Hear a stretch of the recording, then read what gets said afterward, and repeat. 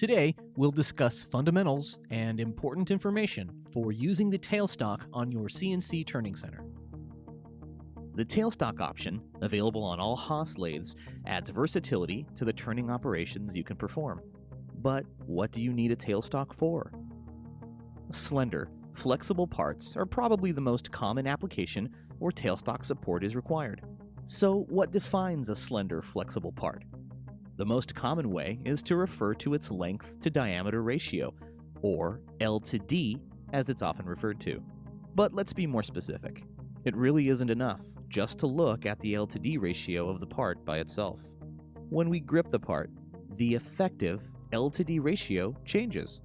Here we have a 6-inch long by 1-inch diameter shaft. Its length to diameter ratio is 6:1. Now we clamp this shaft 1 inch deep with 5 inches extending outside the chuck. The unsupported region of the shaft has an L to D of 5:1. This unsupported region is what we need to consider. With this much of the workpiece hanging out, there will likely be problems cutting unless tailstock support is added. However, the same 6:1 part, clamped with only 3 inches hanging out, will probably not need tailstock support, because now the unsupported region is only at a 3:1 ratio. Once you've exceeded an L to D ratio of 10:1, parts become so flexible that even tailstock support may not be enough. So, to summarize, we recommend, when unsupported L to D equals 3:1 or less, tailstock support is probably not needed. When a part's unsupported L to D ratio is above 3:1, now it's time to start considering tailstock support. And when unsupported L to D is over 10:1, we'll definitely need tailstock support and maybe something more, like a steady rest. This profiled and threaded shaft has an unsupported L to D that's beyond what is typically possible without a tailstock. Let's look at how you'd set up your tailstock for this part. Here's the material we'll be starting with. We already completed Op 1, where we turned the bar stock down so we can grip it with our soft jaws. Because our finished diameter will eventually get small at the tailstock end, we don't really have room for a large center drilled hole. So we'll choose this small number 3 center drill. The small center hole will also keep the live center's main diameter farther away from the end of the workpiece, since the live center doesn't sink as deep into the part. This provides additional clearance for the cutting path of the insert. But before center drilling, we need to prepare the end of the workpiece by facing it off. In this case, we grip the part in an extended position in order to face and center drill the part in the same place where the turning operations will occur. If you're concerned about facing and drilling an extremely long part like this, you should choke up so only a few inches are hanging out, and face and drill close to the chuck. You might be thinking, I've got this part sticking out pretty far. Isn't it going to deflect during the cut? Good question. Let's face and center drill our part and see if it does deflect.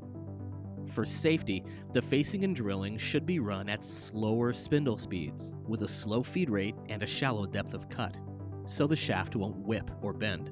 An extended part should never be faced and drilled at high RPM or cutting loads. The part can be thrown and cause damage, injury, or worse. Exercise caution and common sense when deciding what's safe for your setup. With the facing and drilling complete, let's check our part. Both the face we just turned and the center drilled hole have very low runout. Great! Okay, so we just saw the part get faced off and center drilled. These operations start off our program. Next, the tailstock moves automatically into position. With the part supported, the cutting continues. Using the Haas programmable tailstock motion is initiated from within a program. No manual activation is needed. Before we move on, let's stop for a minute and talk about center drill depth. We'll look at the important part of the center drill, its 60-degree cutting edge. The highlighted area shows us the full drill depth, but generally, you want to cut into your part up to about 90% of this full drill depth. Don't make the mistake of drilling so deep that you drill into the major drill diameter. Now, instead of a nice wide 60-degree flank, you'll be left with an edge at the face of the part, which will only offer a fraction of the engagement of a properly drilled center hole. Part stability will suffer. And though it may seem like an obvious point, it's worth noting that a surprising number of people will mistakenly use a 90-degree chamfering drill to make their center holes. This is what the contact looks like when a 90-degree chamfering drill is used. With only the bottom edge of the hole touching the center's tip, resistance to cutting loads will obviously be reduced. Always use a 60-degree center drill so the angle of the drilled hole will perfectly match the angle of the live center. Now that our part has a center hole, let's move on to how we command our tailstock and control where it moves. So how would you tell the tailstock to move forward and retract? M21 is the tailstock advance command, and M22 is the tailstock retract command. Let's add these commands to our program. We cursor down to right after the first tool is called, and this is where we insert the M21 command. And at the program's end, this is where we'll insert the M22 retract command after axis motion is complete. Still another way to initiate a tailstock move is to use the foot pedal. Whether it's commanded from a program or by the foot pedal, when the tailstock moves forward from home position, it moves to what we call the retracted setting 105 position. From here, it will move back and forth between the 105 retracted position and the 107 hold position as you clamp and unclamp your parts. We'll talk more about these settings in a minute. When the foot pedal is used to put the tailstock in motion, either forward or in reverse, when you press the pedal a second time, the tailstock will stop, as a safety precaution. Once it's stopped, pressing the pedal again will return it to the retracted position. However, it's important to note, when an M21 or M22 command has been issued, pressing the foot pedal will not halt tailstock motion. And there are several other ways to move the tailstock. You can use the tailstock jog keys, handle jog the B-axis, or command a B-axis move. But none of these should ever be used to clamp the part. To clamp your part during machining, use only the M21 command, or the foot pedal, to initiate the M21 move. This is the only acceptable way to clamp your part. Using the handle jog keys, the rotary control, or commanding a B-axis move will not maintain full clamping pressure during cutting. With our M21 and M22 commands in place, let's look at where we're telling the tailstock to go. We'll start with setting 107. This defines where the tailstock should be when it's clamping the part. To find a new setting 107 position, we jog B-axis forward until it touches the end of the part. The B-axis position is negative 23.3.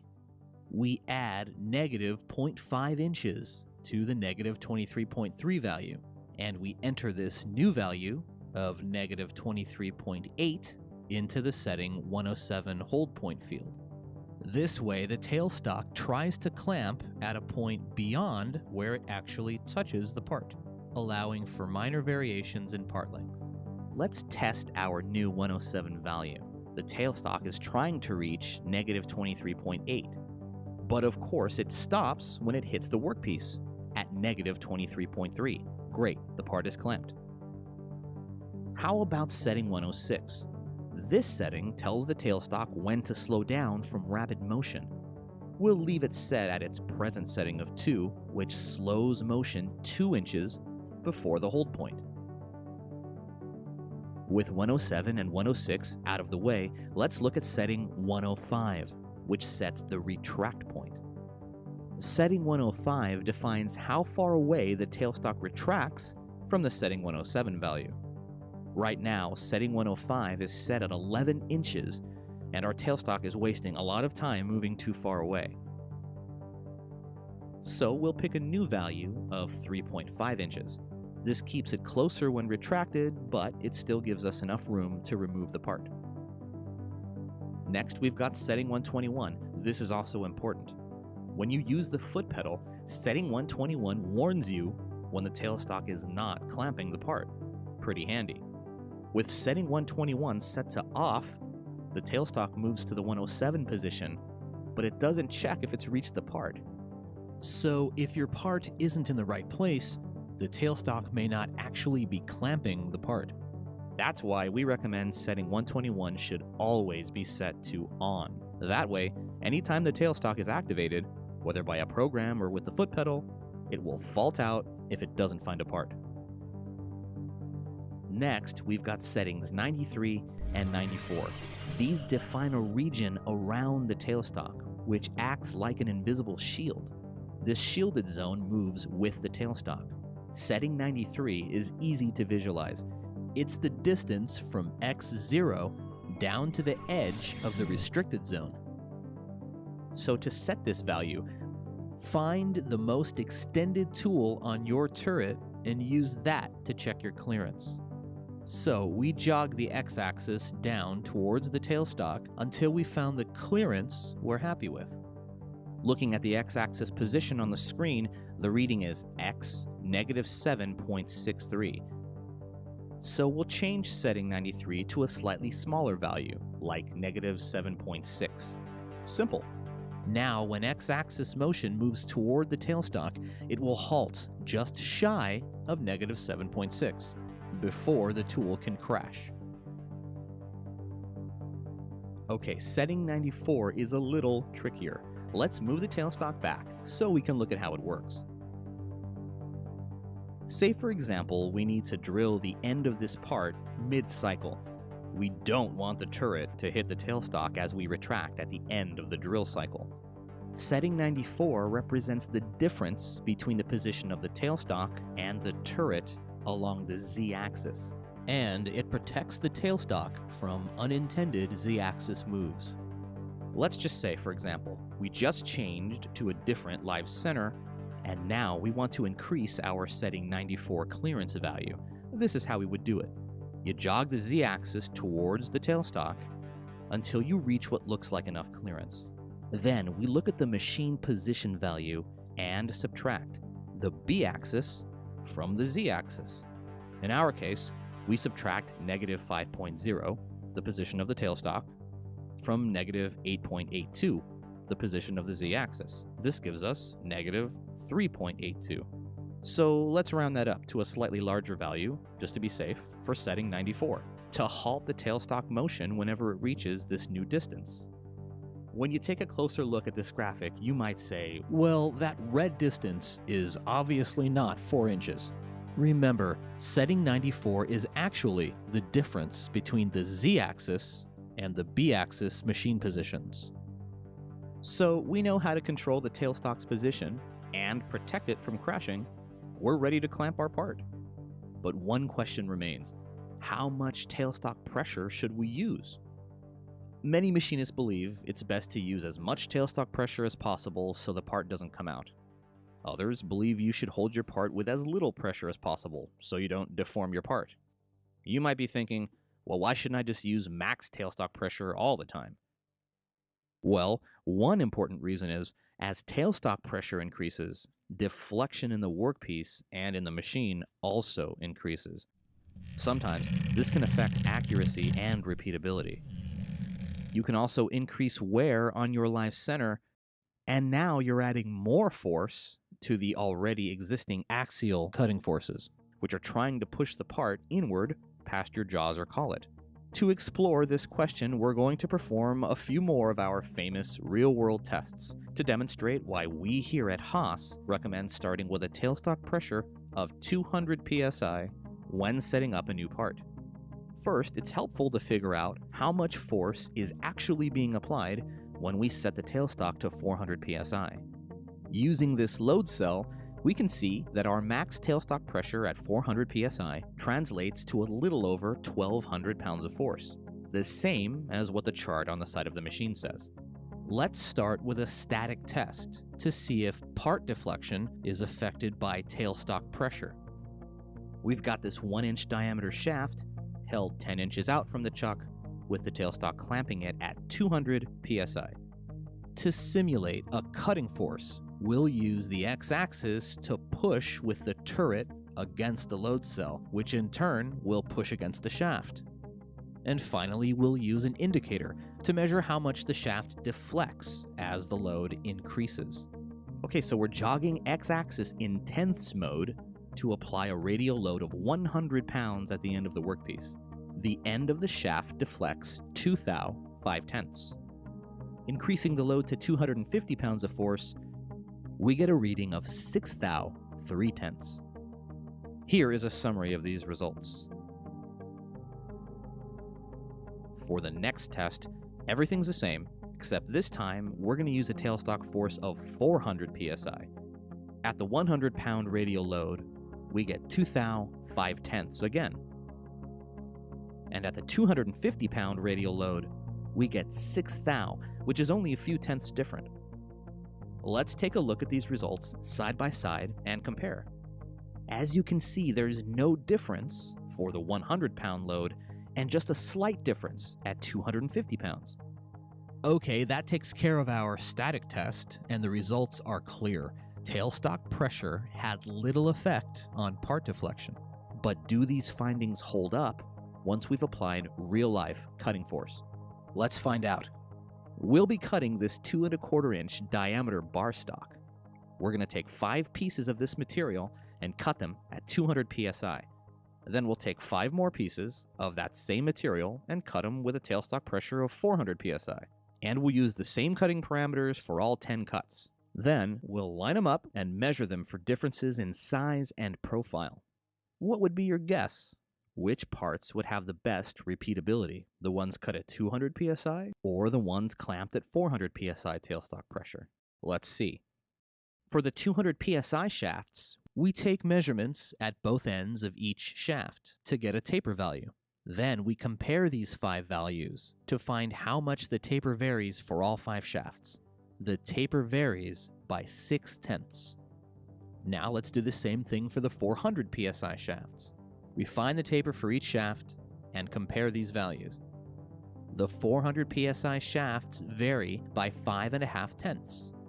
Maybe this seems surprising, but we can clearly see that more tailstock pressure did not make the shaft profiles any more consistent. The large shaft that we just cut had a supported L to D of 8:1. But let's repeat this test on a different shaft to see if this trend holds up. This shorter shaft has a supported L to D of about 10:1. Again, we cut 5 pieces at 200 psi and 5 other pieces at 400 psi using identical cutting parameters. We check diameters and find our taper values. Comparing the taper values, we find the 200 psi shafts vary by only 2/10. And finally, looking at the 400 psi shafts, surprise! The taper variation is 1 thou, 5 times greater than the 200 psi shafts. In this case, setting tailstock pressure to 200 psi gave us more consistent results. Admittedly, this is a small sample of parts, but it supports what we found in testing here at the Haas factory. And we think it demonstrates that 200 psi serves as a good initial tailstock pressure setting. Will 200 psi work for every part every time? Most likely not. But again, it's a good place to start. We hope this section is helpful for the folks who are working with stouter parts. But what about parts that deform easily? To recap, for stout parts, we just recommended a tailstock pressure of 200 psi as a good baseline. But with fragile parts, this doesn't always work. Here we have a 1/4 inch diameter steel shaft and a 49 thou wall 1 inch diameter aluminum tube. How much pressure will it take to deform them? Starting with the parts held at 100 psi, we'll measure runout at the middle of each part as we make 100 psi tailstock pressure increases. Okay, starting at 100 psi, increasing to 200, and then 300, the steel rod deforms significantly by an additional 21 thou. Its neighbor, the aluminum tube, deforms by only 2/10. All the way up to 400 psi, the end of the aluminum tube permanently deforms. Meanwhile, at 400 psi, the steel rod bends so much we don't need an indicator anymore. Okay, so why did we show you this? We want you to realize that 200 psi will probably not work for some weaker parts. The point is, when your part is fragile, take some measurements to find where it starts to deform and keep your tailstock pressure below this point. We've covered a lot. Let's look back for a moment and summarize our recommendations. For most turning jobs, we recommend starting with a tailstock pressure of 200 psi, except at extremes of part size, weight, and cutting load. When your workpiece is very slender or made from weak material, tailstock pressure should be run in the 100 to 200 psi range based on your measurements. And how about really heavy parts? When your part is very heavy, it does make sense to use tailstock pressures between 200 and 400 psi. And when you have cuts that are moving towards the tailstock, it's also a good time to consider running at a tailstock pressure above 200 psi to counter the axial forces that want to pull the part out of the chuck.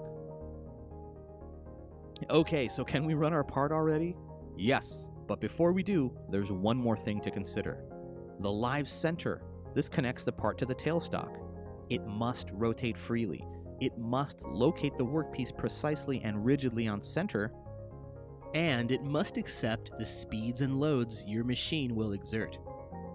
Live centers come in many sizes and shapes to fit your tailstock while allowing the best access and support for your parts. In our example, because our part reduces to a relatively small threaded diameter at the tailstock side, we're using what's often called a CNC live center. The reduced diameter shank on this live center allows more room near the end of the part for threading and other finishing tools. If we were using a standard point live center, we'd have to be very careful not to make some contact here. Let's look at the CNC and standard point center side by side. We've already mentioned that the CNC center gives you more clearance, but it is weaker, so it may introduce some chatter. By comparison, the standard point center is more rigid, so you might opt to use it to cure chatter problems. Now, live centers have three main characteristics that you need to keep in mind when setting up your job: maximum RPM, part weight limits, and axial force limits. If you were to max all of these out, your live center would wear down and last a fraction of its normal life.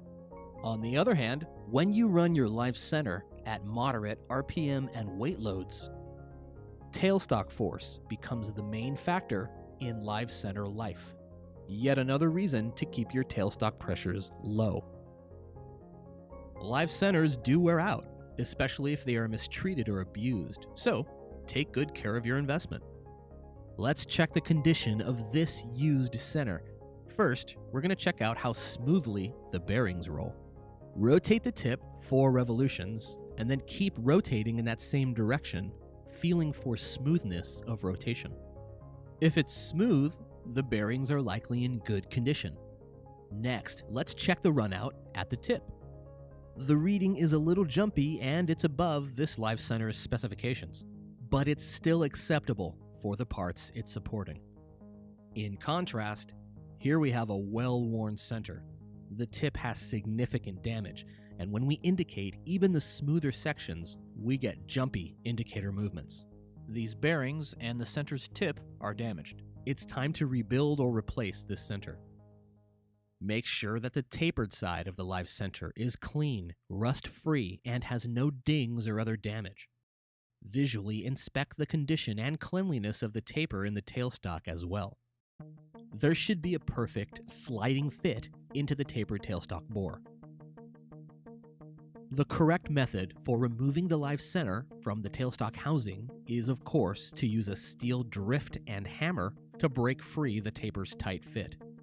A badly stuck live center is rare.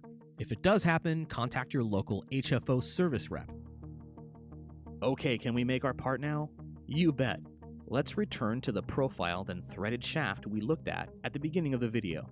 We'll use a tailstock pressure of 200 psi, since we know this is more than sufficient to keep our part in place without any unnecessary amount of force on our part and machine. With all the aspects of our tailstock support accounted for, we're ready to run our program. But instead of just watching this part run with the tailstock supporting it, we thought it'd be a good idea to watch how it performs running alongside a separate run made without the benefit of tailstock support. Each of these parts are running with speeds and feeds optimized for the amount of support available.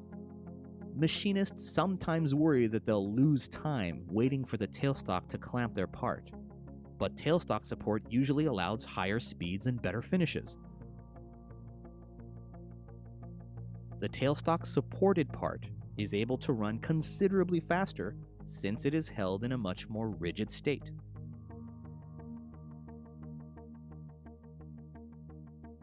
As our part reaches completion, we can see that even though the tailstock supported part started cutting after the unsupported part, in the end, it finished well ahead with a lower cycle time.